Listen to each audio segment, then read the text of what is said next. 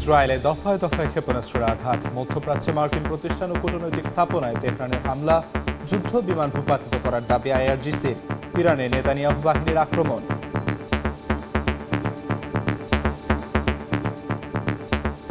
মধ্যপ্রাচ্য সংঘাতে দেশে দেশে বাড়ছে জ্বালানির দাম, সামরিক শক্তি প্রয়োগে হরমুজ মুক্ত করার মার্কিন পরিকল্পনাকে অবাস্তব আখ্যা ফ্রান্সের।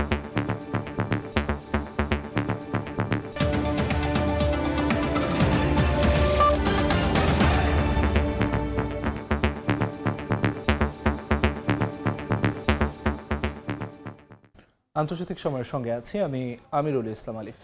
ইসরায়েলে দফায় দফায় ক্ষেপণাস্ত্র হামলা চালিয়েছে ইরান ও হাউথি বিদ্রোহীরা। হামলা হয়েছে সংযুক্ত আরব আমিরাত, বাহরাইন ও ইরাকের বিভিন্ন মার্কিন প্রতিষ্ঠান ও কূটনৈতিক স্থাপনা লক্ষ্য করে। এর মধ্যে পারস্য উপসাগরে শত্রুপক্ষের একটি যুদ্ধ বিমান ভূপাতিত করার দাবি করেছে আইআরজিসি। অন্যদিকে ইরানেও হামলা অব্যাহত রেখেছে যুক্তরাষ্ট্র ও ইসরায়েল। সামরিক শক্তি প্রয়োগ করে হরমুজ প্রণালী মুক্ত করার মার্কিন পরিকল্পনাকে অবাস্তব বলে উড়িয়ে দিয়েছেন ফরাসি প্রেসিডেন্ট। ইরান থেকে ছোড়া ব্যালিস্টিক মিসাইল আঘাত হেনেছে ইসরায়েলের তেল আবিব ও জেরুজালেম সহ গুরুত্বপূর্ণ শহরগুলোতে। এ সময় রাজধানী জুড়ে ছিল শুধুই সাইরেনের শব্দ। ইসরায়েলি প্রতিরক্ষা বিভাগের দাবি, পেতাহ তিভকা শহরে মিসাইলের ধ্বংসাবশেষ পড়ে কয়েকটি আবাসিক ভবন ক্ষতিগ্রস্ত হয়েছে। হামলার পরপরই হাজার হাজার আতঙ্কিত মানুষ বাংকারে আশ্রয় নিতে বাধ্য হন। ইরানের সামরিক বাহিনী বড় সাফল্যের দাবি করেছে। পারস্য উপসাগরের কেশম দ্বীপের কাছে শত্রুপক্ষের একটি যুদ্ধ বিমান ভূপাতিত করার কথা জানিয়েছে আইআরজিসি। দুবাইয়ে মার্কিন প্রযুক্তি প্রতিষ্ঠান ওরাকল এবং বাহরাইনে আমাজনের ডেটা সেন্টারেও সাইবার ও অবকাঠামোগত হামলার দাবি করেছে তারা। অন্যদিকে ইরাকের বাগদাদ আন্তর্জাতিক বিমানবন্দরে অবস্থিত মার্কিন কূটনৈতিক ও লজিস্টিক সেন্টার লক্ষ্য করে চালানো হয়েছে শক্তিশালী ড্রোন হামলা। এতে ওই অঞ্চলের মার্কিন সামরিক ঘাঁটিগুলোতে সর্বোচ্চ সতর্কতা জারি করা হয়েছে। যুদ্ধে নতুন মাত্রা যোগ করেছে ইয়েমেনের হাউথি বিদ্রোহীরা। ইসরায়েলের বিভিন্ন গুরুত্বপূর্ণ স্থাপনা লক্ষ্য করে ক্ষেপণাস্ত্র ছুড়েছে গোষ্ঠীটি। এক বিবৃতিতে তারা জানায়, ইরান ও হিজবুল্লাহর সাথে সমন্বয় করেই এই অপারেশন চালানো হয়েছে। একই দিন লেবাননের সায়েমা শহরে ইসরায়েলি সেনা ও সামরিক যান লক্ষ্য করে ব্যাপক হামলা চালানোর দাবি করেছে হিজবুল্লাহ। এদিকে ইরানের অভ্যন্তরে হামলা অব্যাহত রেখেছে যুক্তরাষ্ট্র ও ইসরায়েল। আলবোর্জ প্রদেশের কারাজ শহরের নির্মাণাধীন B1 ব্রিজে চালানো ড্রোন হামলায় নিহতের সংখ্যা বেড়েছে। আহত হয়েছেন অনেক বেসামরিক নাগরিক। ইরানের পররাষ্ট্রমন্ত্রী আব্বাস আরাকচি এই হামলাকে শত্রুর নৈতিক পরাজয় হিসেবে আখ্যা দিয়েছেন। মধ্যপ্রাচ্যের চলমান সংঘাত ঘিরে আন্তর্জাতিক মহলে দেখা দিয়েছে চরম উদ্বেগ। ফরাসি প্রেসিডেন্ট ইমানুয়েল ম্যাখো সামরিক শক্তি প্রয়োগ করে হরমুজ প্রণালী বন্ধ করার মার্কিন পরিকল্পনাকে অবাস্তব বলে উড়িয়ে দিয়েছেন। এমন কিছু পক্ষ রয়েছে যারা সামরিক অভিযানের মাধ্যমে শক্তি প্রয়োগ করে হরমুজ প্রণালী মুক্ত করার পক্ষে, যা মাঝে মধ্যে যুক্তরাষ্ট্রের পক্ষ থেকেও ব্যক্ত করা হয়েছে। তবে এটি কখনোই আমাদের পছন্দনীয় বিকল্প ছিল না এবং আমরা একে অবাস্তব বলে মনে করি। তবে ট্রাম্প প্রশাসন তাদের অবস্থানে অনড় রয়েছে। মার্কিন পররাষ্ট্র দফতর জানিয়েছে, ওয়াশিংটনের লক্ষ্য তেহরানকে পারমাণবিক অস্ত্র অর্জন থেকে বিরত রাখা। যুক্তরাষ্ট্র ইরানের বিমান ও নৌবাহিনী এবং মিসাইল সক্ষমতা পুরোপুরি ধ্বংস করার লক্ষ্যের কাছাকাছি রয়েছে বলেও দাবি তাদের। ইরানের ওপর সর্বোচ্চ চাপ নীতি প্রয়োগ অব্যাহত রেখেছে ট্রাম্প প্রশাসন। ফারহাদ চৌধুরী, সময় সংবাদ। ইরানের তিন পাশের আকাশ ছোঁয়া পাহাড় এবং ভেতরের বিশাল মরুভূমি দেশটিকে প্রাকৃতিক দুর্গের মতো রক্ষা করে। এমন দুর্গম পথ ভারী অস্ত্র নিয়ে প্রবেশ করে যুদ্ধ জয় করা যে কোনো বাহিনীর জন্য প্রায় অসম্ভব। বিশেষজ্ঞরা মনে করেন, মূলত ভৌগোলিক অবস্থানের কারণে ইরানকে জয় করা অত্যন্ত কঠিন চ্যালেঞ্জ। সম্প্রতি ইরানে স্থল অভিযান চালানোর ঘোষণা দিয়েছেন যুক্তরাষ্ট্রের প্রেসিডেন্ট ডোনাল্ড ট্রাম্প। সমরবিদদের মতে, মধ্যপ্রাচ্যের এই বিশাল দেশটিকে আকাশ থেকে আক্রমণ করা যতটা সহজ, বাস্তবের মাটিতে পা রাখা ততটাই কঠিন। কারণ ইরানের মানচিত্রের দিকে তাকালে দেখা যায় এটি মূলত একটি বিশাল মালভূমি, যা চারপাশ থেকে আকাশ ছোঁয়া পাহাড় দিয়ে ঘেরা।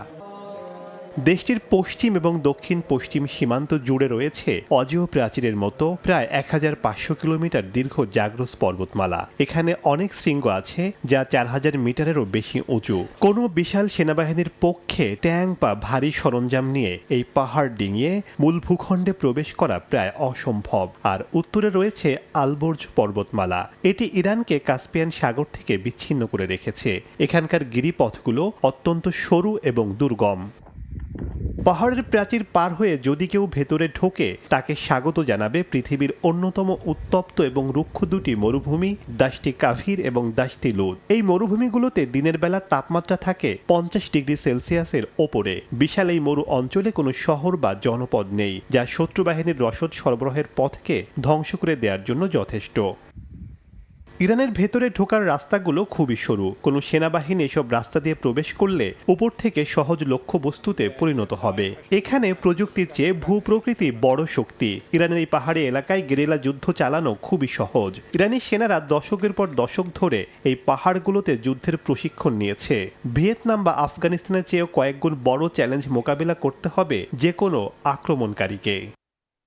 শেখ সাদি মারজান, সময় সংবাদ। মধ্যপ্রাচ্যের উত্তেজনার প্রভাব পড়েছে ভিয়েতনামে। হু হু করে বাড়ছে জ্বালানির দাম, কিন্তু ভাড়া একই থাকায় বিপাকে ডেলিভারি রাইডাররা। কমছে আয়, বাড়ছে কাজের চাপ। জীবিকা টিকিয়ে রাখতে কেউ কেউ বাড়াচ্ছেন কর্মঘণ্টা, কেউ ভাবছেন বৈদ্যুতিক বাইকে ফিরে যাওয়ার কথা। মধ্যপ্রাচ্যের যুদ্ধ পরিস্থিতির প্রভাবে ভিয়েতনামে জ্বালানির দাম বেড়েই চলেছে। দেশটির শীর্ষ জ্বালানি সরবরাহকারী পেট্রোলিমেক্সের তথ্য অনুযায়ী পেট্রোলের দাম বেড়েছে প্রায় 21% আর ডিজেলের দাম বেড়েছে 54% পর্যন্ত। এই মূল্য বৃদ্ধির সরাসরি প্রভাব পড়ছে রাইড শেয়ারিং ও ডেলিভারি খাতে কাজ করা হাজারো মানুষের ওপর। ডেলিভারি রাইডারদের অভিযোগ, জ্বালানির দাম বাড়লেও তাদের ভাড়া বা পারিশ্রমিক একই রয়েছে। তাই আগের মতো আয় করতে হলে এখন আরও বেশি সময় কাজ করতে হচ্ছে। অনেকেই বলছেন দৈনন্দিন খরচ মেটানোই এখন কঠিন হয়ে পড়েছে, কারণ আয়ের বড় অংশই চলে যাচ্ছে জ্বালানি খরচে। প্রতিটি ডেলিভারিতে আমি পাই 2000 ভিয়েতনামি ডং। আগে 40-50 হাজার ডং দিয়ে ট্যাঙ্ক ভরানো যেত, এখন প্রায় দ্বিগুণ লাগে। এ কারণে খরচ অনেক বেড়ে গেছে, লোকসানও বাড়ছে। বিশেষ করে ই কমার্স ও ফুড ডেলিভারি কর্মীরা সবচেয়ে বেশি চাপের মুখে। প্রতিটি ডেলিভারিতে নির্দিষ্ট অল্প পারিশ্রমিক পাওয়া গেলেও বাড়তি জ্বালানি খরচে তা প্রায় অকার্যকর হয়ে পড়ছে। ফলে কেউ কেউ বিকল্প হিসেবে বৈদ্যুতিক মোটরবাইক ব্যবহারের কথা ভাবছেন, যদিও সেটি বড় বিনিয়োগ হওয়ায় তাৎক্ষণিকভাবে সম্ভব হচ্ছে না। আমি বৈদ্যুতিক বাইকে যাওয়ার কথা ভেবেছি, কিন্তু বাইকই আবার সবচেয়ে বড় সম্পদ, তাই বদলানো সহজ নয়। তবে এই পরিস্থিতি দীর্ঘ হলে হয়তো বাধ্য হয়ে সিদ্ধান্ত নিতে হবে, না হলে জ্বালানির খরচেই সব আয় শেষ হয়ে যাবে। পরিস্থিতি সামাল দিতে সরকার এরই মধ্যে কিছু জ্বালানি কর স্থগিত করেছে এবং প্রায় 8 ট্রিলিয়ন ভিয়েতনামি ডং বরাদ্দ দিয়েছে মূল্য স্থিতিশীলতা তহবিলে। পাশাপাশি দেশটির প্রধান তেল শোধনাগারকে জ্বালানি উৎপাদন বাড়ানোর নির্দেশ দেওয়া হয়েছে। তবুও বিশ্লেষকরা বলছেন, বৈশ্বিক অস্থিরতা অব্যাহত থাকলে এই চাপ থেকে দ্রুত মুক্তি পাওয়া কঠিন হবে। রাইসা জান্নাত, সময় সংবাদ। ইরান যুদ্ধ শেষের সুনির্দিষ্ট সময়সীমা না জানিয়ে ট্রাম্পের দেয়া ভাষণের পর বৃহস্পতিবার সকালে এক লাফে দাম 5%-এরও বেশি বেড়েছে অপরিশোধিত জ্বালানি তেলের। ব্রেন্ট ক্রুডের দাম 6.3% বেড়ে ব্যারেল প্রতি দাঁড়িয়েছে $107.49। আর ওয়েস্ট টেক্সাস ইন্টারমিডিয়েট ক্রুডের দাম 5.3% বেড়ে ব্যারেল প্রতি ঠেকেছে $105.40। হামলা অব্যাহত রাখার মন্তব্যে বাজারে জ্বালানি তেলের সরবরাহ ব্যবস্থায় দীর্ঘস্থায়ী ব্যাঘাত হওয়ার উদ্বেগ দেখা দিয়েছে।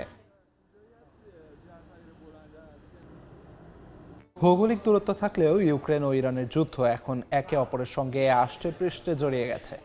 যুদ্ধক্ষেত্রে ড্রোন ও গোয়েন্দা তথ্য বিনিময় থেকে শুরু করে বিশ্ব অর্থনীতি, সব ক্ষেত্রেই পড়ছে এই দ্বৈত সংঘাতের প্রভাব। একদিকে রাশিয়ার সহায়তায় মধ্যপ্রাচ্যে ইরানের অবস্থান শক্ত হচ্ছে, অন্যদিকে ইউক্রেনও পাল্টা আঘাত হানতে রাশিয়ার জ্বালানি অবকাঠামোকে লক্ষ্যবস্তু করছে। দুই অঞ্চলের এই অস্থিতিশীলতা এখন বিশ্ব রাজনীতির সমীকরণ বদলে দেওয়ার শঙ্কা তৈরি করেছে। ইউক্রেন যুদ্ধের শুরু থেকে ইরানের তৈরি শাহেদ ড্রোন ব্যবহার করে আসছিল রাশিয়া, তবে সাম্প্রতিক সময়ে এই সমীকরণ আরও গভীর হয়েছে। বিশ্লেষকেরা বলছেন, ইরানে যুক্তরাষ্ট্র ও ইসরায়েলের যৌথ হামলার পর থেকে তেহরানকে নিয়মিত গোয়েন্দা তথ্য ও লক্ষ্য নির্ধারণে কারিগরি সহায়তা দিচ্ছে মস্কো। এই প্রেক্ষাপটে ইউক্রেনের প্রেসিডেন্ট জেলেনস্কিও বসে নেই। সৌদি আরব ও কাতার সহ মধ্যপ্রাচ্যের দেশগুলোর সঙ্গে ড্রোন প্রযুক্তি ও নিরাপত্তা সহযোগিতা নিয়ে নতুন নতুন চুক্তির মাধ্যমে রাশিয়ার ওপর চাপ সৃষ্টির চেষ্টা করছেন তিনি। চলমান এই দুই যুদ্ধের সবচেয়ে বড় প্রভাব পড়েছে বিশ্ব জ্বালানির বাজারে। ইরানে হামলার জেরে কৌশলগতভাবে গুরুত্বপূর্ণ হরমুজ প্রণালীতে জাহাজ চলাচল ব্যাহত হওয়ায় বিশ্বজুড়ে তেল ও গ্যাসের দাম হু হু করে বাড়ছে। বাজারের এই অস্থিরতাকে কাজে লাগিয়ে রাশিয়া তার তেল রপ্তানি সচল রেখেছে, যা দেশটির যুদ্ধকালীন অর্থনীতিকে চাঙ্গা করতে বড় ভূমিকা রাখছে। এমন পরিস্থিতি সামাল দিতে ট্রাম্প প্রশাসন রাশিয়ার ওপর থেকে কিছু নিষেধাজ্ঞা শিথিল করায় ভিয়েতনাম ও শ্রীলঙ্কার মতো দেশগুলো এখন রুশ তেল কিনতে আগ্রহী হয়ে উঠেছে। রাশিয়ার এই আর্থিক সুবিধাকে বাধাগ্রস্ত করতে ইউক্রেন এখন সরাসরি রুশ জ্বালানি অবকাঠামোতে হামলা জোরদার করেছে। আন্তর্জাতিক সংবাদ মাধ্যম রয়টার্সের হিসাব অনুযায়ী ইউক্রেনীয় ড্রোন হামলায় রাশিয়ার তেল রপ্তানি সক্ষমতা প্রায় 40% কমে গেছে। তবে বিশ্ববাজারে তেলের দাম নিয়ন্ত্রণে রাখতে ওয়াশিংটন রুশ তেল শোধনাগারে হামলা কমাতে কিয়েভকে চাপ দিচ্ছে বলে জানা গেছে। এমনকি হরমুজ প্রণালী চালুর বিষয়ে ইউরোপ সহযোগিতা না করলে ইউক্রেনে অস্ত্র সরবরাহ বন্ধের হুমকিও দিয়েছিলেন মার্কিন প্রেসিডেন্ট ডোনাল্ড ট্রাম্প। ইউরোপীয় দেশগুলোও এই পরিস্থিতি নিয়ে চরম উদ্বিগ্ন।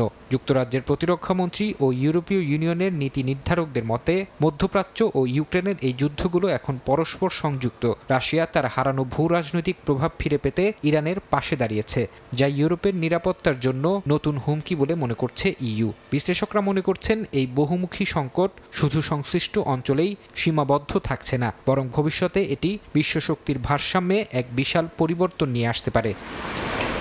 ফারহাদ চৌধুরী, সময় সংবাদ। ইসরায়েলের সাম্প্রতিক বাজেটের বড় একটি অংশ বরাদ্দ রাখা হয়েছে পশ্চিম তীরে অবৈধ বসতি স্থাপন ও কট্টর ডানপন্থী প্রকল্পগুলোর জন্য। কৌশলগত কারণে জাতীয় নিরাপত্তার দোহাই দিয়ে এই অর্থ ছাড় করা হলেও বিশ্লেষকরা বলছেন এটি মূলত ফিলিস্তিন রাষ্ট্র গঠনের পথ চিরতরে বন্ধ করার একটি নীল নকশা। নেতানিয়াহু সরকারের অস্তিত্ব টিকিয়ে রাখতে কট্টরপন্থী দলগুলোকে দেয়া এই বিশাল উপহার এখন খোদ ইসরায়েলের ভেতরেই তৈরি করেছে বিভাজন। যুদ্ধকালীন জরুরি পরিস্থিতির দোহাই দিয়ে সম্প্রতি $271 বিলিয়ন বিশাল বাজেট পাশ করে ইসরায়েল। বাজেটে প্রতিরক্ষা খাতে রেকর্ড $45.8 বিলিয়ন রাখা হলেও আলোচনার কেন্দ্রবিন্দুতে রয়েছে পশ্চিম তীরের বসতি স্থাপন প্রকল্প। কট্টর ডানপন্থী অর্থমন্ত্রী বেজালেল স্মোট্রিচ এই বাজেটের মাধ্যমে কয়েক বিলিয়ন শেকেল বরাদ্দ পেয়েছেন, যা দিয়ে ফিলিস্তিনি জমিতে ইহুদিদের জন্য বসতি ও নতুন আউটপোস্ট তৈরি করা হবে। স্মোট্রিচ জানিয়েছেন এই বিনিয়োগের মূল লক্ষ্য হল একটি স্বাধীন ফিলিস্তিন রাষ্ট্র প্রতিষ্ঠার পথ স্থায়ীভাবে বন্ধ করে দেয়া।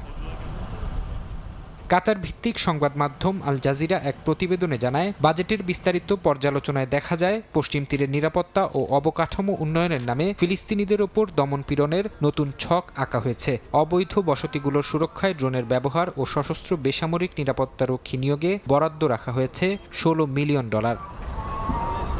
এছাড়া ফিলিস্তিনি শহরগুলোকে খণ্ড বিখণ্ড করতে নির্মাণ করা হচ্ছে বিশেষ বাইপাস সড়ক। রাজনৈতিক বিশ্লেষকদের মতে এটি কেবল একটি সাধারণ বাজেট নয়, বরং ফিলিস্তিনিদের কৃষি জমি থেকে উচ্ছেদ করে সেখানে ইহুদি আধিপত্য প্রতিষ্ঠার একটি পরিকল্পিত ইঞ্জিনিয়ারিং। গত কয়েক বছরে পশ্চিম তীরে ইহুদি বসতির সংখ্যা প্রায় 50% বেড়ে যাওয়া এর ভয়াবহতাকেই স্পষ্ট করছে।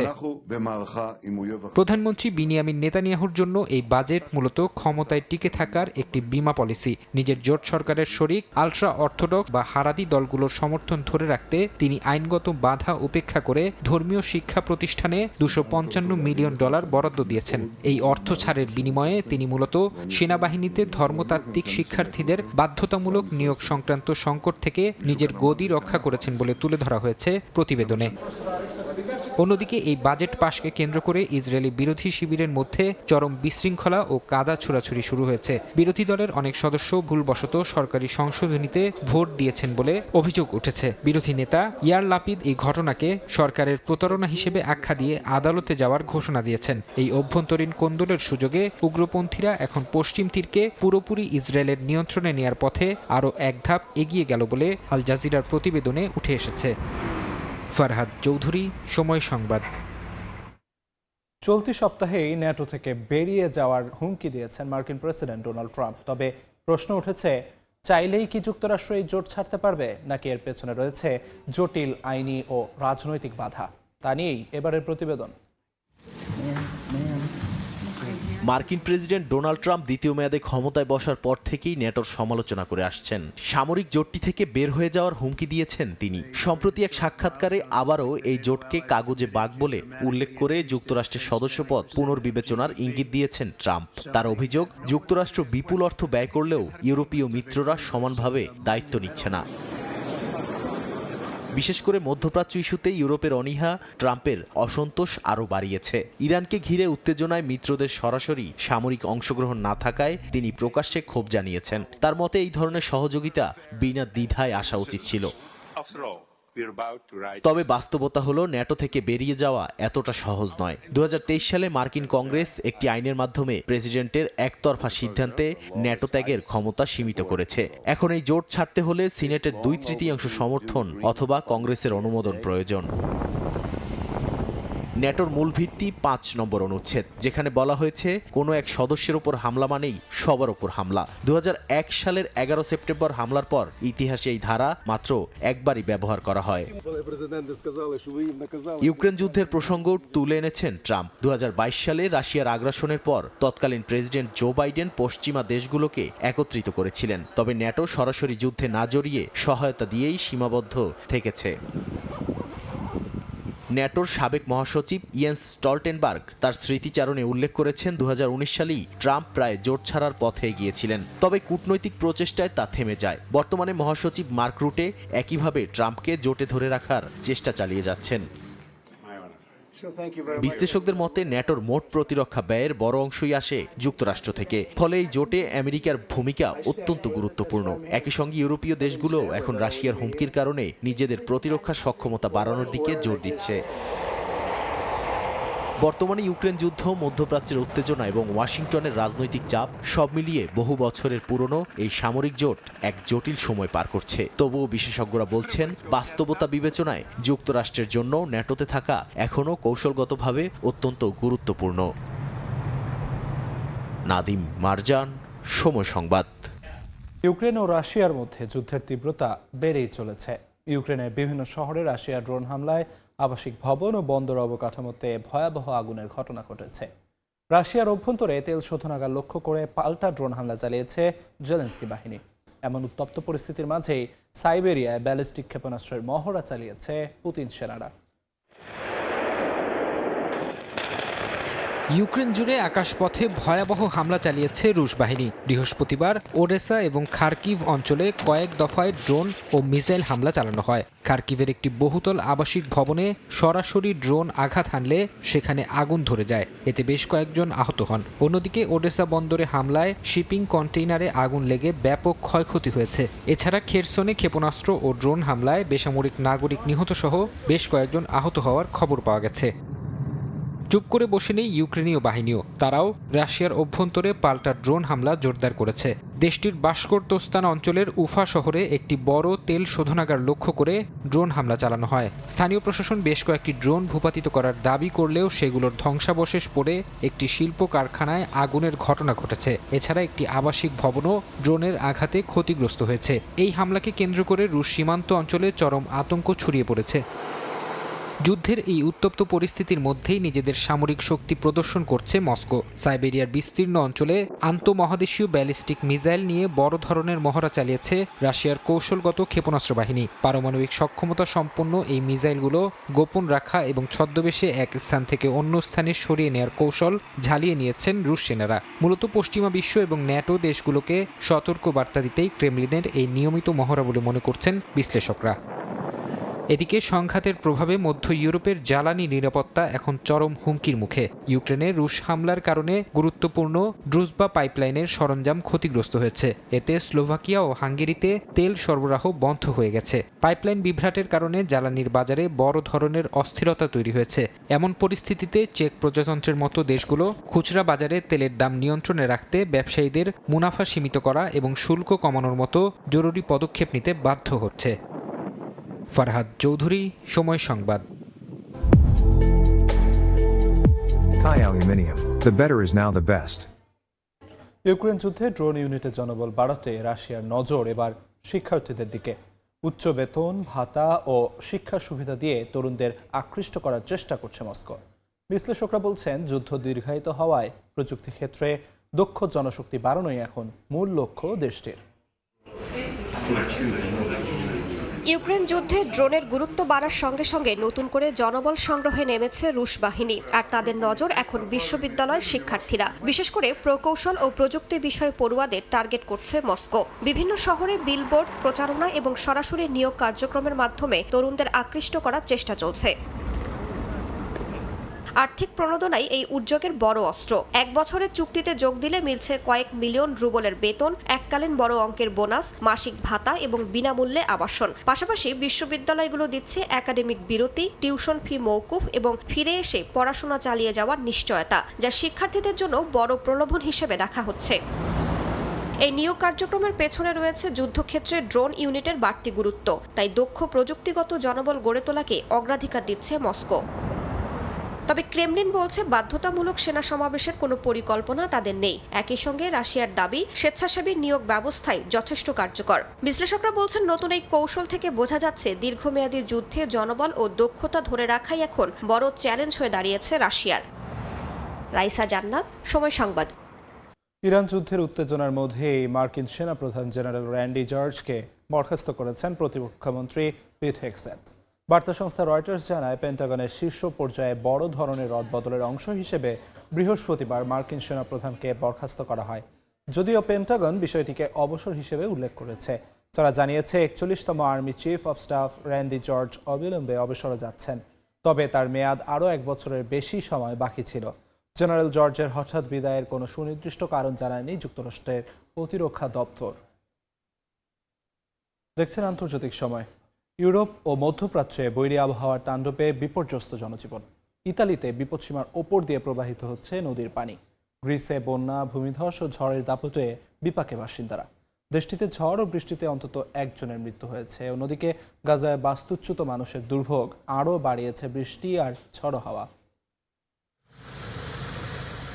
ভারী বৃষ্টি এবং তীব্র বাতাসে বিপর্যস্ত ইতালির মধ্য এবং দক্ষিণাঞ্চল। বন্যা ও ভূমিধসে সড়ক ও রেল যোগাযোগ ব্যাহত হচ্ছে। আব্রুজ্জো, পুগলিয়া ও মলিজে অঞ্চলে জারি করা হয়েছে সর্বোচ্চ সতর্কতা। মলিজে অঞ্চলে ত্রিনীয় নদীর ওপর একটি সেতুর অংশ ভেঙে পড়েছে। এতে পরিস্থিতি আরও জটিল হয়ে উঠেছে। মার্কে অঞ্চলে ভূমিধসে একটি গ্রামের বাসিন্দারা বিচ্ছিন্ন হয়ে পড়েছেন। অন্যদিকে বিভিন্ন এলাকায় জমে থাকা পানি সরাতে এবং রাস্তা সচল করতে কাজ করে যাচ্ছে উদ্ধারকর্মীরা।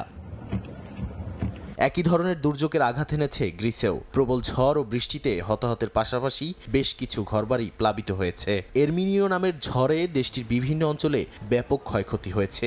উত্তর পূর্ব আত্তিকা অঞ্চলে সবচেয়ে বেশি ক্ষয়ক্ষতির খবর পাওয়া গেছে। কোথাও পানি নিষ্কাশন, কোথাও আটকে পড়া মানুষকে উদ্ধার, আবার কোথাও ভেঙে পড়া গাছ সরাতে হয়েছে উদ্ধারকর্মীদের। রাফিনা ও আশপাশের এলাকায় এখনও চলছে ধ্বংসাবশেষ সরানো ও ক্ষতিগ্রস্ত অবকাঠামো মেরামতের কাজ। বৈরী আবহাওয়ার কারণে পিরিয়াস বন্দর থেকে কিছু ফেরি চলাচলও বন্ধ রাখা হয়েছে। অন্যদিকে ফিলিস্তিনের গাজা উপত্যকার খান ইউনিসে বাস্তুচ্যুত ফিলিস্তিনিদের দুর্ভোগ আরও বাড়িয়েছে বৃষ্টি ও ঝড়ো হাওয়া। দুর্বল তাঁবুগুলো ভেঙে পড়ায় খোলা আকাশের নিচেই আছেন অনেকেই। বাস্তুচ্যুতরা বলছেন, তাদের তাঁবুগুলো ছিঁড়ে গেছে, বসবাসের মতো কোনো পরিবেশও নেই। চলমান সংঘাতের কারণে আগে থেকেই মানবিক সংকটে থাকা মানুষগুলো এখন প্রকৃতির বিরূপ আচরণেও চরম ভোগান্তিতে পড়েছেন। নাদিম মারজান, সময় সংবাদ। গ্রিসের ক্রিট দ্বীপ যেন হঠাৎই রং বদলে ফেলেছে। আফ্রিকার সাহারা মরুভূমি থেকে ভেসে আসা ধুলোয় পুরো দ্বীপটি ঢেকে গেছে কমলা রঙের আভায়। দেখতে বিস্ময়কর হলেও সৃষ্টি করেছে নানা ভোগান্তি। যদিও এমন অদ্ভুত আবহাওয়া উপভোগ করছেন অনেকেই। ভোরের আলো ফুটতেই গ্রিসের ক্রিট দ্বীপের আকাশে দেখা যায় অদ্ভুত এক দৃশ্য। নীল আকাশ মিলিয়ে গিয়ে চারপাশ ঢেকে যায় কমলা রঙের ঘন কুয়াশায়। বন্দর, শহরের রাস্তা, বাড়িঘর সবকিছু যেন এক অচেনা রঙে রাঙিয়ে তোলে এই ধুলার আস্তরণ। দ্বীপের প্রধান শহর হেরাক্লিয়নে এই দৃশ্য ছিল সবচেয়ে বেশি স্পষ্ট। বন্দর এলাকায় নোঙর করা জাহাজগুলোও যেন ধুলোর পর্দার আড়ালে ঢাকা পড়ে যায়। রাস্তায় চলাচল করা মানুষ থেমে থেমে ছবি তোলেন। কেউ বিস্ময়ে তাকিয়ে থাকে আকাশের দিকে, আবার কেউ মুখ ঢেকে দ্রুত গন্তব্যে পৌঁছানোর চেষ্টা করছেন। এই কমলা ধুলার উৎস বহু দূরে উত্তর আফ্রিকার সাহারা মরুভূমি। শক্তিশালী বাতাসের কারণে সেখানকার বালু ও ধূলিকণা ভূমধ্যসাগর পেরিয়ে পৌঁছায় গ্রিসে। প্রকৃতির এই বিরল ঘটনা চোখ ধাঁধানো হলেও তৈরি করেছে সমস্যাও। ধুলার ঘনত্ব এতটাই বেড়ে যায় যে দৃশ্যমানতা কমে আসে। স্থানীয় সংবাদ মাধ্যম জানিয়েছে এর প্রভাবে কিছু ফ্লাইট নির্ধারিত গন্তব্যে না গিয়ে বিকল্প বিমানবন্দরে অবতরণ করতে বাধ্য হয়েছে। এর সঙ্গে যোগ হয়েছে ঝড়ো হাওয়া ও বৃষ্টির প্রভাব, তাই পরিস্থিতি আরও জটিল হয়ে উঠেছে। শহরের রাস্তায় গাড়ি চলাচল ধীর হয়ে গেছে, সমুদ্রের তীরে ঢেউ আছড়ে পড়ছে। তবে সবকিছুর মধ্যেও কমলা আভার দৃশ্য অনেকের কাছে এক অনন্য অভিজ্ঞতা হয়ে উঠেছে। নাদিম মারজান, সময় সংবাদ। যুদ্ধবিরতির ৪ বছর পরও ইয়েমেনে প্রায় ১,২০০ শিশু হতাহত হয়েছে বলে জানিয়েছে আন্তর্জাতিক বেসরকারি সংস্থা সেভ দ্য চিলড্রেন। ২০২২ সালের ২ এপ্রিল জাতিসংঘের মধ্যস্থতায় দেশটি যুদ্ধবিরতিতে যায়। তবুও শিশুদের জন্য বিপদ কমেনি। সংস্থাটির বিশ্লেষণ অনুযায়ী এই সময়ের মধ্যে অন্তত ৩৩৯ শিশু নিহত এবং ৮৪৩ জন আহত হয়েছে, যাদের অনেকেই স্থায়ীভাবে পঙ্গুত্বের শিকার। তথ্য অনুযায়ী প্রায় অর্ধেক শিশু হতাহতের জন্য দায়ী ল্যান্ডমাইন ও অবিস্ফোরিত যুদ্ধাস্ত্র। এসব বিস্ফোরকের অবশিষ্টাংশে শিশুদের আক্রান্ত হওয়ার ঝুঁকি প্রাপ্তবয়স্কদের তুলনায় প্রায় ৩ গুণ বেশি। বিশেষজ্ঞরা বলছেন, সচেতনতার অভাব এবং শিশু শ্রমের কারণে শিশুদের ঝুঁকি আরও বেড়ে যাচ্ছে। যুদ্ধ থেমে গেলেও তাদের জীবনে রয়ে গেছে বিপদ। দেখছেন আন্তর্জাতিক সময়। ভারতের পশ্চিমবঙ্গে বিধানসভা নির্বাচনের আগে জোরালো হচ্ছে ভোটার তালিকা ইস্যু। তালিকা থেকে নাম বাদ পড়া ভোটাররা সংশোধন কাজে নিয়োজিত বিচারকদের জিম্মি করে হামলা চালানোর ঘটনায় তীব্র ক্ষোভ প্রকাশ করেছেন দেশটির সুপ্রিম কোর্ট। এদিকে নির্বাচনী প্রচারণায় একে অপরকে তুলোধনা করছেন মুখ্যমন্ত্রী মমতা বন্দ্যোপাধ্যায় ও কেন্দ্রীয় স্বরাষ্ট্রমন্ত্রী অমিত শাহ। বিস্তারিত জানাচ্ছেন সুব্রত আচার্য, ছবি তুলেছেন বিশ্বজিৎ দাস। ভারতের নির্বাচন কমিশনের ভোটার তালিকা সংশোধনী প্রক্রিয়াকে কেন্দ্র করে উত্তাল পশ্চিমবঙ্গ। মালদার কালিয়াচকে তালিকা থেকে নাম বাদ পড়া ভোটারদের বিক্ষোভের মুখে দিনভর অফিস বন্দী থাকেন তালিকার সংশোধন কাজে নিয়োজিত বেশ কয়েকজন জুডিশিয়াল কর্মকর্তা। গভীর রাতে প্রশাসন তাদের উদ্ধার করতে গেলে পথে পথে বাঁশ ফেলে বাধা দেওয়া হয়। বিচারকদের গাড়ি লক্ষ্য করে মুহুর্মুহু ইট পাটকেল ছোড়া হয়। এই ঘটনাকে নজিরবিহীন আখ্যা দিয়ে রাজ্য প্রশাসনকে ভৎসনা করেছেন দেশটির সর্বোচ্চ আদালত। সুপ্রিম কোর্টের নির্দেশে রাতেই এই হামলার তদন্তভার তুলে দেওয়া হয়েছে জাতীয় তদন্তকারী সংস্থা এনআইএর হাতে। ভোটার তালিকা নিয়ে এমন অস্থিরতার মাঝেই রাজ্যে চলছে দুই প্রধান রাজনৈতিক শিবিরের পাল্টাপাল্টি আক্রমণ। মালদার প্রতিবেশী জেলা মুর্শিদাবাদের সাগরদিঘিতে এক নির্বাচনী সভায় এই ঘটনাকে তৃণমূলের বিরুদ্ধে রাজনৈতিক চক্রান্ত বলে দাবি করেছেন পশ্চিমবঙ্গের মুখ্যমন্ত্রী মমতা বন্দ্যোপাধ্যায়। তিনি অভিযোগ করেন, ভোটার তালিকা থেকে নাম বাদ দেয়া এবং বিচারকদের ওপর হামলার ইস্যু তুলে বিজেপি ফায়দা লুটতে চাইছে। সভায় মোদি ও অমিত শাহকে এক হাত নেন তিনি। এখন অ্যাডমিনিস্ট্রেশন আমার হাতে নেই, ল অ্যান্ড অর্ডার টোটালটাই আমার হাত থেকে কেড়ে ইলেকশন কমিশন হাতে নিয়েছে। আর ওরা হোম মিনিস্টার অমিত শাহর কথাই চলে, আমার কথাই চলে না। পাল্টা জবাব দিতে ছাড়েননি কেন্দ্রীয় স্বরাষ্ট্রমন্ত্রী অমিত শাহ। বৃহস্পতিবার দক্ষিণ কলকাতার কেন্দ্র ভবানীপুরে বিজেপির প্রার্থী শুভেন্দু অধিকারীর মনোনয়নপত্র জমা দেওয়ার সময় উপস্থিত ছিলেন তিনি। সেখানে এক সংক্ষিপ্ত নির্বাচনী সভায় শাহ হুঙ্কার দিয়ে বলেন, পশ্চিমবঙ্গ থেকে তৃণমূল কংগ্রেসকে এবার মূল সহ উৎপাদন করে বাইরে ফেলে দেওয়া হবে। बंगाल की जनता चाहती है कि ममता बनर्जी चली जाए। বিহারের পর পশ্চিমবঙ্গ সহ 12টি রাজ্যে ভোটার তালিকার নিবিড় সংশোধনী কার্যক্রম শুরু করে নির্বাচন কমিশন। সরকারি সূত্র মতে তালিকা থেকে এখনো পর্যন্ত প্রায় ৮০ লাখ ভোটারের নাম বাদ পড়েছে, জানিয়ে তৈরি হয়েছে চরম অসন্তোষ। সুব্রত আচার্য, সময় সংবাদ, পশ্চিমবঙ্গ, ভারত। পশ্চিমবঙ্গের বিধানসভা নির্বাচনের খবর জানাতে এই মুহূর্তে কলকাতায় আছেন সহকর্মী সুব্রত আচার্য, যাচ্ছি তার কাছে। দেখুন, পশ্চিমবঙ্গে নির্বাচনের আগে মালদার কালিয়াচকে যে ঘটনার সাক্ষী রইল গোটা দেশের মানুষ, তারা কিন্তু রীতিমতো দেশের যে ভোটাররা, প্রায় পশ্চিমবঙ্গের আপামর ভোটাররা কিন্তু তাদের মধ্যে একটা সংশয় এবং ভয় তৈরি হয়েছে। আপনি জানেন যে এই গোটা বিতর্কের সূত্রপাত হয়েছে নিবিড় সংশোধনী, ভোটার তালিকায় নিবিড় সংশোধনী এসআইআর প্রক্রিয়াকে নিয়ে। এসআইআর প্রক্রিয়ায় যে 60 জন বিচারাধীন বা বিবেচনাধীন নাম ছিল, সেই বিবেচনাধীন ভোটার তালিকার কাজে প্রায় 702 জন বিচারক 23শে মার্চ থেকে কিন্তু এই তালিকা চূড়ান্ত বিবেচনাধীন ভোটারের তালিকা প্রকাশ করছেন এবং তারা দিন রাত খেটে এই বিবেচনাধীন বা সন্দেহভাজন ভোটারদের নাম সংযুক্তিকরণ করছেন। হ্যাঁ, এক্ষেত্রে ঠিক যে বহু ভোটারদের নামও বাদ যাচ্ছে এবং ভারতের সাধারণ নাগরিকদের মধ্যে এই ক্ষোভ রয়েছে, কিন্তু তাই বলে দেশের বিচার কার্যের সঙ্গে যারা সরাসরি যুক্ত সেই বিচারকদের এরকম ভাবে তাদের নিজস্ব একটি অফিসে আটকে রেখে জিম্মি করে এবং তাদের উপর শারীরিক নিগ্রহ করার ঘটনা ভারতে এটি নজিরবিহীন এবং সুপ্রিম কোর্ট ইতিমধ্যে এই ঘটনাকে নজিরবিহীন এবং রাজ্য প্রশাসন যারা এই মুহূর্তে নির্বাচন কমিশনের অধীনে রয়েছেন তাদেরকে কার্যত ভর্ৎসনা করেছেন। এই ঘটনাতে নির্বাচন কমিশন, রাজ্য প্রশাসন, এই দুটো সরকারি স্টেক হোল্ডাররাই কিন্তু বিব্রত নন। বিব্রত রাজনৈতিক দল এবং সবথেকে বেশি বিব্রত রাজ্যের সাধারণ ভোটার। আপনি জানেন যে এই পশ্চিমবঙ্গের রাজ্যে আইন শৃঙ্খলাজনিত কারণেই বরাবর বহু দফায় 1 থেকে 7 দফা পর্যন্ত ভোট করত নির্বাচন কমিশন। এবারই কিন্তু ভোটের দফা কমিয়ে মাত্র 2 দফায় ভোট নির্ধারণ করা হয়েছে এবং সেখানেও নজিরবিহীন নিরাপত্তা ব্যবস্থা করা হয়েছে। প্রায় 2,500 কোম্পানির কেন্দ্রীয় বাহিনী মোতায়েন করা হচ্ছে, কিন্তু তারপরেও মালদার এই ঘটনা নিঃসন্দেহে রাজনৈতিক দলগুলোর কাছে এবং এই ভোটের কাজের সঙ্গে যারা জড়িত এবং দিন শেষে ভোটারদের কাছে একটি আতঙ্কের বাতাবরণ তৈরি করলো। এবার আসা যাক রাজনৈতিক প্রচারেও এটি অস্ত্র হয়ে উঠেছে। আপনি জানেন যে গতকাল মুর্শিদাবাদের যে কটি সভা হয়েছে, নির্বাচনী সভা হয়েছে, প্রত্যেকটি সভাতেই এই মালদার এই ঘটনা, বিচারকদের আটকে রেখে গাড়ি ভাঙচুর করার ঘটনা, প্রায় জিম্মি করে রাখার ঘটনায় বিজেপি এবং হুমায়ুন কবিরের জনতা উন্নয়ন পার্টি এবং মিমের দিকে অভিযোগের আঙুল তুলেছেন মমতা বন্দ্যোপাধ্যায়।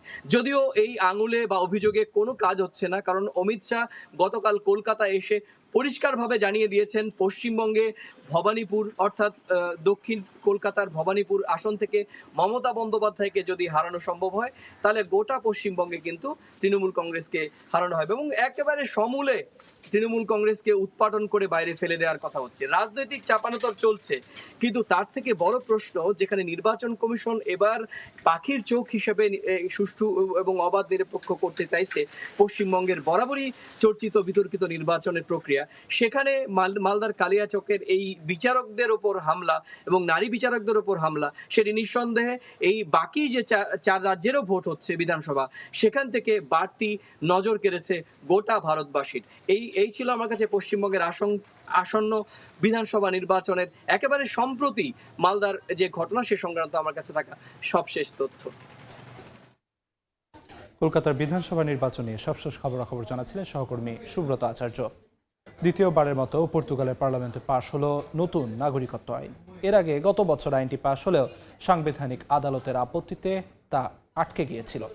এবার প্রেসিডেন্ট সই করলেই তা কার্যকর হবে।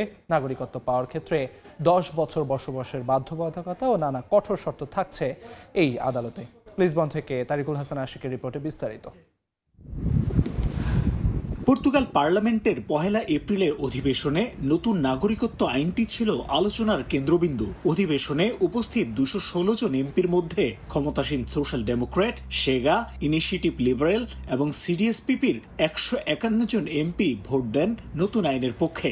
সোশ্যালিস্ট পার্টি, লিভরে সহ অন্যান্য 65 জন এমপি আইনটির বিপক্ষে ভোট দিলেও সংখ্যাগরিষ্ঠতার ভিত্তিতে পার্লামেন্টে অনুমোদন পায় আইনটি।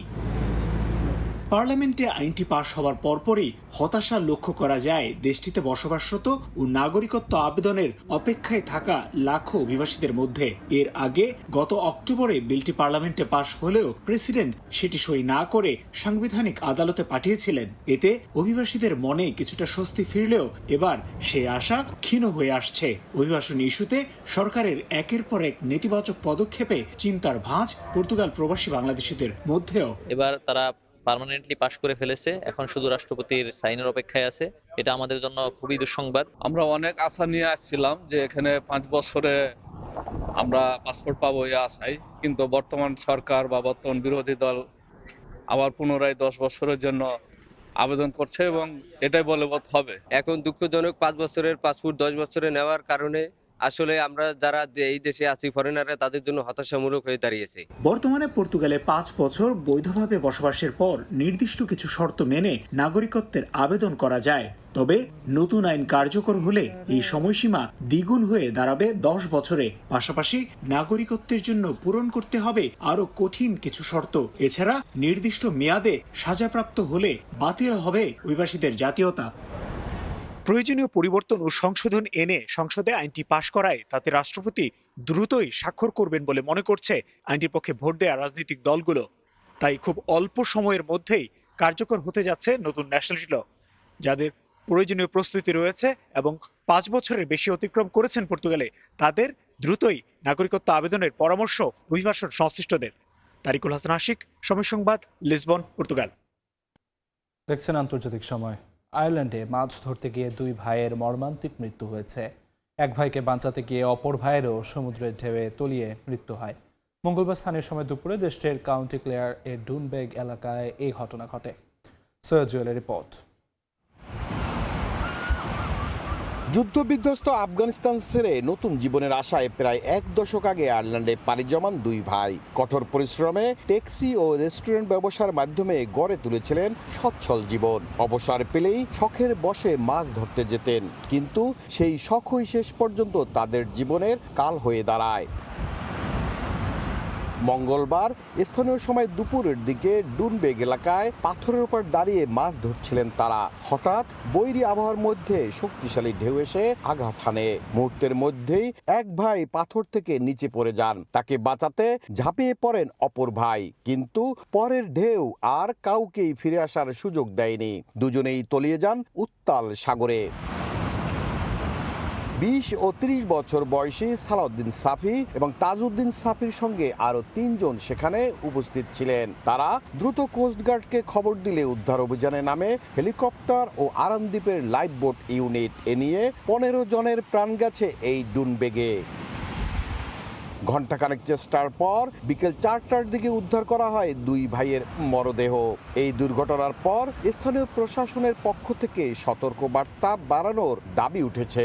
লিমেরিক সিটি কাউন্সিলের বাংলাদেশি কাউন্সিলর আজাদ তালুকদার জানিয়েছেন, দুর্ঘটনা প্রবণ এই এলাকাগুলোতে সতর্ক বার্তা ও সাইনবোর্ড স্থাপন জরুরি। পাশাপাশি মাছ ধরতে যাওয়া সবাইকে লাইফ জ্যাকেট সহ প্রয়োজনীয় নিরাপত্তা সরঞ্জাম ব্যবহারের পরামর্শ দেওয়া হয়েছে। সামারের যে সময়টা আসতেছে, এই সময় আসলে অনেক বাংলাদেশিরাও মাছ ধরতে যায় এবং আমি আশা করব যারাই যেখানেই মাছ ধরুক আয়ারল্যান্ডের যে কোনো প্রান্তেই সাগরের যে কোনো জায়গায় তারা যাতে সেই দিনের ওয়েদার খবরটা যাতে রেখে তারপর যাতে তারা মাছ ধরতে যায়। এই মর্মান্তিক ঘটনায় লিমেরিকের আফগান কমিউনিটিতে নেমে এসেছে শোকের ছায়া। একই সঙ্গে স্থানীয় আইরিশ সম্প্রদায়ের মধ্যেও দেখা গেছে গভীর শোক ও সহমর্মিতা। আমি কি বলবো বুঝতে পারছি না। পুরো কমিউনিটি ভেঙে পড়েছে, শোক প্রকাশ করার ভাষা নেই। আমরা তাদের মরদেহ ফেরত পাওয়ার অপেক্ষায় আছি। কেউই ঘটনাটি বিশ্বাস করতে পারছে না।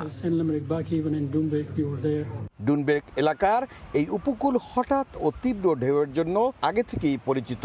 সতর্ক বার্তা অবলম্বন না করলে এমন দুর্ঘটনার ঝুঁকি থেকেই যায়। আর এই ঘটনা সেই বাস্তবতাকেই আবারও সামনে নিয়ে এলো। কখনো কখনো ছোট ছোট শখ পরিবারের অন্য সদস্যদের জন্য নিয়ে আসে কান্নার অঝোর ঝাড়া। এরকম অপমৃত্যু আমাদের কারোরই কাম্য নয়। হাজারো স্বপ্নে বোনা এই জীবনটা যেন একটু অসতর্কতায় তলিয়ে না যায় সমুদ্র ঢেউয়ে। আয়ারল্যান্ড থেকে সৈয়দ জুয়েল, সময় সংবাদ। ইতালিতে রয়েছে 30,000-এরও বেশি বাংলাদেশি মালিকানাধীন ব্যবসা প্রতিষ্ঠান। প্রবাসীদের অধিকাংশ ব্যবসা প্রতিষ্ঠান পর্যটন এলাকায় হওয়ায় মধ্যপ্রাচ্যের যুদ্ধের কারণে চরম ক্ষতির মুখে পড়েছে তারা। ইতালি থেকে মাকসুদ রহমানের তথ্যচিত্র রিপোর্ট। পশ্চিম ইউরোপের প্রাচীন সভ্যতার নান্দনিক সৌন্দর্যের দেশ ইতালি। প্রায় 30,000-এরও বেশি ব্যবসা প্রতিষ্ঠানের মালিক প্রবাসী বাংলাদেশিরা। মুদি, মুদ্রা বিনিময়, কৃষি, বাংলাদেশি খাবারের রেস্টুরেন্টের বাইরেও প্রায় 60% ব্যবসা প্রতিষ্ঠান পর্যটক নির্ভর এলাকায় গড়ে উঠেছে। সাম্প্রতিক বছরগুলোতে করোনা ও রাশিয়া ইউক্রেন যুদ্ধের কারণে পর্যটন নির্ভর ব্যবসার উপর ব্যাপক প্রভাব পড়ে। তবে সবকিছু ছাপিয়ে বর্তমানে মধ্যপ্রাচ্যের যুদ্ধে ভয়াবহ ক্ষতির মুখে পড়েছে বাংলাদেশি মালিকানাধীন ব্যবসা প্রতিষ্ঠানগুলো। মধ্যপ্রাচ্যের যুদ্ধের কারণে এরই মধ্যে ফ্লাইট বিপর্যয়ের মুখে স্থবির হয়ে পড়েছে পর্যটন ব্যবসা। যুদ্ধের কারণে আমাদের পর্যটক অনেক কমে গিয়েছে। প্রথমে ছিল ইউক্রেন আর রাশিয়ার যুদ্ধ, তখনও প্রচুর কমেছে। তারপরে শুরু হলো ইরান আর মিডল ইস্টের যুদ্ধ। এই যুদ্ধের কারণে আমাদের পর্যটন আরো কমে গিয়েছে। এই যুদ্ধ অতি তাড়াতাড়ি সমর্থন করবে এবং আমাদের ব্যবসাগুলো ভালো হয়ে যাবে এই আশা আমি ব্যক্ত করি। যুদ্ধের কারণে এখন ব্যবসা বাণিজ্য নাজেহাল অবস্থা, টুরিস্ট আসা বন্ধ হয়ে গিয়েছে, যার প্রভাব বাংলাদেশিদের উপর পড়ছে। ইতালির প্রায় 5.5 লাখ ব্যবসা প্রতিষ্ঠানের মালিক বিদেশিরা, যা দেশটির মোট ব্যবসা প্রতিষ্ঠানের 11%। ইতালির বিভিন্ন খাতে বাংলাদেশি মালিকানাধীন ব্যবসার সংখ্যা দ্রুত বৃদ্ধি পাচ্ছে। গত 5 বছরেই বেড়েছে প্রায় 62%।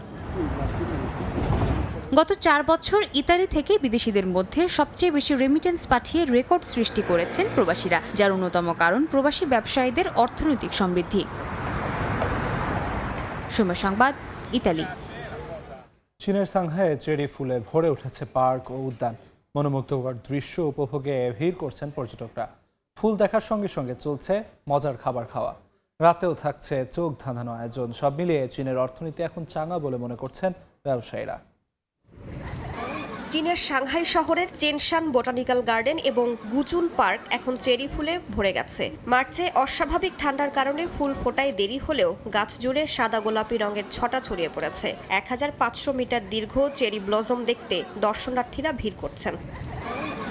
উদ্যান কর্তৃপক্ষ বলছে এরই মধ্যে 50% বেশি ফুল ফুটেছে এবং আগামী 1 সপ্তাহই থাকবে সবচেয়ে ভালো সময়। 5 এপ্রিলের কিংবিং উৎসব ঘিরে ধরা হচ্ছে পিক সিজন। ফলে স্থানীয় বাসিন্দা থেকে শুরু করে বিদেশি পর্যটকরাও ভিড় জমাচ্ছেন এই সময়টাতে। আমি অনেকদিন ধরেই চেরি ফুল দেখার অপেক্ষায় ছিলাম। রোদে ঝলমল করা এই ফুলগুলো দেখতে খুব সুন্দর লাগে, একদম রোমান্টিক আর স্বপ্নের মতো। শুধু ফুল দেখা নয়, এই মৌসুমকে ঘিরে তৈরি হয়েছে নানা আকর্ষণ। থিমভিত্তিক বাজার, চেরি ফুলের আদলে বিশেষ খাবার, এমনকি রাতের বেলা আলোকসজ্জা ও সাংস্কৃতিক পরিবেশনা নতুন মাত্রা যোগ করেছে। এতে স্থানীয় অর্থনীতিতেও গতি আসছে বলে মনে করছেন সংশ্লিষ্টরা। স্বল্প সময়ের এই চেরি ফুলের মৌসুমে আমরা ভোক্তার জন্য আরো বেশি সুযোগ তৈরি করতে চাই, যাতে ফুল ভিত্তিক পর্যটন অর্থনীতি চাঙ্গা করা যায়। চীনের চেরি ফুল সাধারণত সাকুরা নামে পরিচিত। বসন্তের অন্যতম আকর্ষণ এবং সাংস্কৃতিকভাবে গভীর অর্থ বহন করে থাকে এই ফুল। প্রতি বছর লাখ লাখ পর্যটক এই সময় চীনের বিভিন্ন শহরে ভিড় করেন। রাইসা জান্না, সময় সংবাদ। উড্ডয়ন পর্ব সফলভাবে শেষ করে এখন মহাশূন্যে চন্দ্র অভিযানের পথে আর্টেমিস 2। 4 নভোচারীকে নিয়ে ওরিয়ন ক্যাপসুলটি দ্রুত বেগে এগোচ্ছে চাঁদের দিকে, যার মূল লক্ষ্য সোমবারের মধ্যে চাঁদের কক্ষপথে পৌঁছানো। আগামী 10 দিনে মহাকাশযানটির কার্যক্ষমতা এবং নভোচারীদের টিকে থাকার নানা কারিগরি দিক নিবিড়ভাবে পরীক্ষা করা হবে। মহাকাশ গবেষণার নতুন এই ইতিহাস গড়তে পরবর্তী ধাপগুলোর দিকে এখন তাকিয়ে রয়েছে পুরো বিশ্ব। বুধবার যুক্তরাষ্ট্রের ফ্লোরিডার কেপ ক্যানাভেরাল থেকে শক্তিশালী SLS রকেটের পিঠে চেপে মহাকাশে উড়াল দেয় আর্টেমিস 2। অ্যাপোলো মিশন শেষ হওয়ার পর এই প্রথম কোনো মানববাহী মহাকাশযানের চাঁদের অভিমুখে যাত্রা এটি। ঐতিহাসিক এই অভিযানে অংশ নিয়েছেন 4 জন অভিজ্ঞ নভোচারী। আন্তর্জাতিক এই দলটির মূল লক্ষ্য হল ওরিয়ন ক্যাপসুলটি মানব বসবাসের জন্য কতটা উপযোগী তা হাতে কলমে পরীক্ষা করে দেখা। মিশন পরিকল্পনা অনুযায়ী ওরিয়ন ক্যাপসুলটি উৎক্ষেপণের 6ষ্ঠ দিনে চাঁদের সবচেয়ে কাছে পৌঁছাবে। সরাসরি চাঁদে অবতরণ না করলেও এটি একটি ফ্রি রিটার্ন ট্র্যাজেক্টরি অনুসরণ করবে, যা চাঁদকে এক চক্কর দিয়ে প্রাকৃতিকভাবেই পৃথিবীর দিকে ফিরে আসতে সাহায্য করবে। এই 10 দিনের যাত্রায় নভোচারীরা মহাকাশযানের লাইফ সাপোর্ট সিস্টেম, যোগাযোগ ব্যবস্থা এবং গভীর মহাকাশে টিকে থাকার বিভিন্ন কারিগরি দিক পর্যবেক্ষণ করবেন। সবকিছু ঠিক থাকলে 10 এপ্রিল প্রশান্ত মহাসাগরে ল্যান্ডিংয়ের মাধ্যমে শেষ হবে এই যাত্রা।